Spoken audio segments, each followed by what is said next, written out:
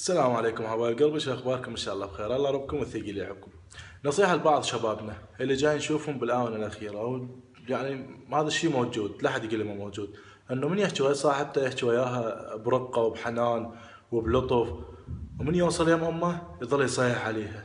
اقل شيء قبل فزع بوجه امه، صيح، واكو بعض بيهم يكفرون. يا حبيبي صل على محمد، ترى هاي الام ما حاجة اسولف لك عن الام شني، ما حاجة اسولف لك على 9 اشهر حاملتك كل طلقة من عندها تهز الدنيا، ما حاجة اقول لك على حنانها، ما حاجة اقول لك الجنة تحت اقدامها. لان انت تعرف شنو معنات الام يا قلبي. انت هاي ترى بس هي تحبك صدق وبدون مقابل.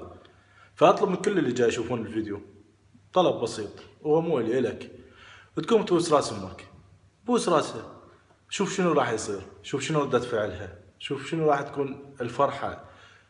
يعني انت راح تشوف بعينك. قم بوس راس امك وشوف شنو اللي راح يصير.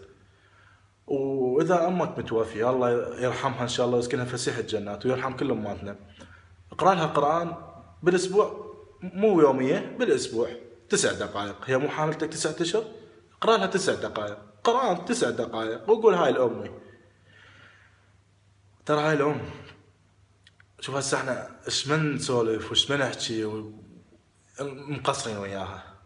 ايش ما تسوي انت مقصر وياها. فحافظ على امك، وروح اسأله اللي متوفي امه، اسألوه قولوا له من توفت امك شنو صار بيك. السلام عليكم.